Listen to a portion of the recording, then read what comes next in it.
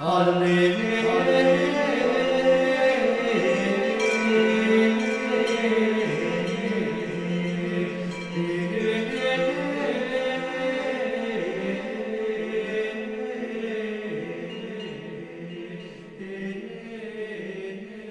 hermanos, queridas hermanas, este domingo 15 del tiempo ordinario, la liturgia nos presenta un pasaje de sobra conocido, la parábola del buen samaritano.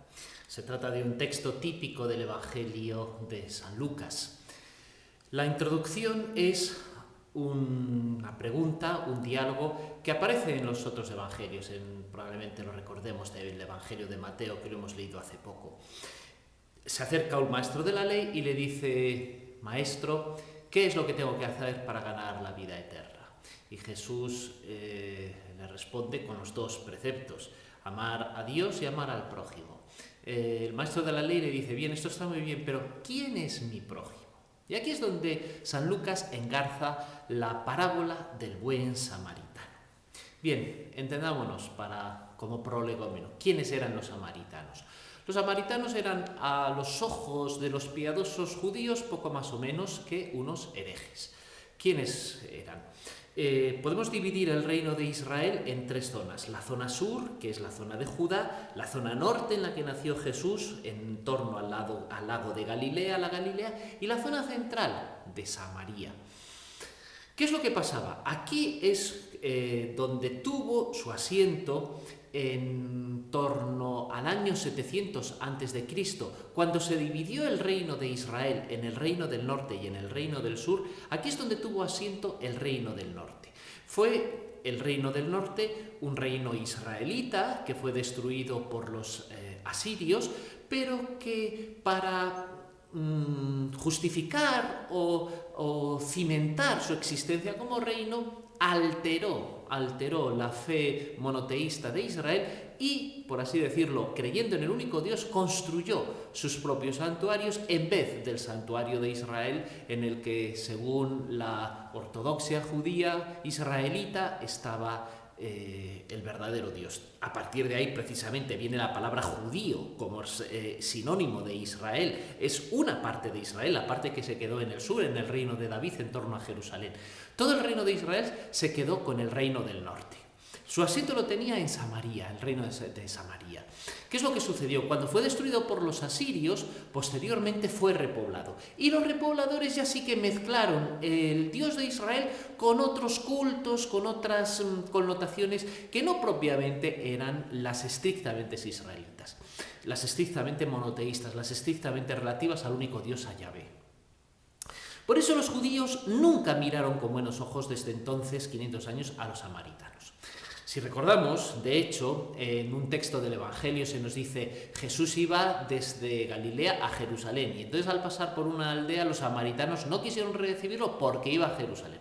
O si recordamos en el Evangelio de San Juan, el diálogo con la samaritana va precisamente de este hecho. La samaritana le pregunta a Jesús: ¿dónde hay que adorar al verdadero Dios? ¿En Jerusalén o en Samaria o en nuestro templo?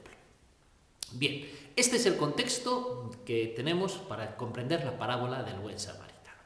¿Qué es lo que sucede? Un hombre cae herido y es expoliado por unos ladrones, y a partir de ahí tenemos a dos piadosos israelitas, un sacerdote, un hombre piadoso, que pasan de largo, lo ven y pasan de largo. No se quieren involucrar. Por así decirlo, están malinterpretando la verdadera fe de Israel, que implicaba ya en el Antiguo Testamento misericordia, comprensión, ayuda especialmente al desvalido, al que no podía defenderse por sí mismo. Y pasan de largo.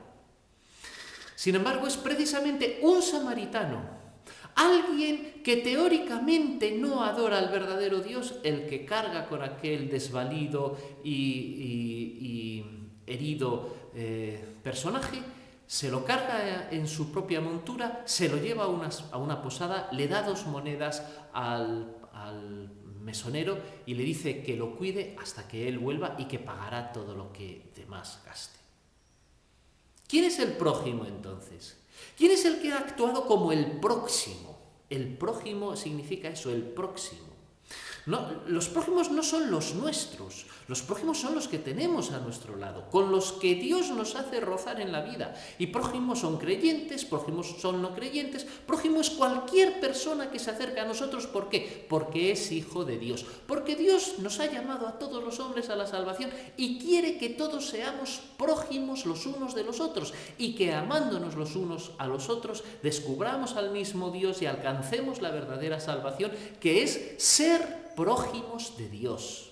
Al final, Dios es que se ha hecho, nos ha convertido en prójimos suyos. Y puesto que Dios nos ha convertido en prójimos suyos, ha cargado con nosotros, nos ha rescatado, quiere que nosotros nos comportemos de manera similar con quienes están junto a nosotros. Y la diferencia entre Dios y nosotros, evidentemente, es mucho mayor que la diferencia que hay entre nosotros y cualquier hermano nuestro.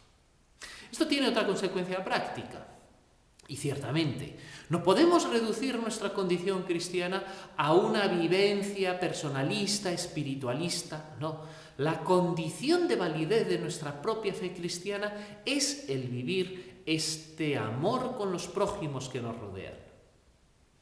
Yo creo que hacemos muy buen servicio en estos momentos de dificultades, de crisis, los cristianos, en esforzarnos con nuestro propio trabajo, con nuestros propios bienes, en ayudar a quienes lo necesitan, aunque no los conozcamos, aunque no sean de los nuestros.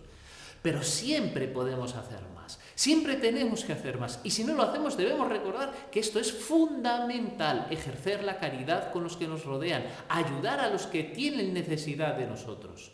Y yo creo que en la vida podemos hacernos prójimos de los prójimos muy fácilmente, con las personas que nos rodean, con una palabra, con un gesto, con un detalle de cariño, con aquellos que viven con nosotros. Y esto es verdaderamente importante a los ojos del Señor, porque es cuando hacemos a los prójimos, a los próximos los hacemos prójimos. Yo puedo estar próximo a una piedra, pero si no le hago caso, esa piedra no es prójimo mío. Yo puedo estar próximo a una persona, como estuvieron estos dos piadosos israelitas judíos que pasaron de largo, pero aunque estuvieron próximos del desvalido, del herido, no fueron su prójimo y no cumplieron la ley que les mandaba tener misericordia del que estaba desvalido, porque, como dicen los salmos, Dios cuida especialmente del huérfano y de la viuda y quiere que los hombres seamos iguales. Pidámosle al Señor este domingo que nos haga descubrir verdaderamente los dos grandes mandamientos que nos ha dejado: amarle a Él y amar a nuestros prójimos, hacer prójimos a las personas que están próximas a nosotros. Que el Señor nos lo conceda así en alegría de este domingo con su bendición, en el nombre del Padre y del Hijo y del Espíritu Santo. Amén.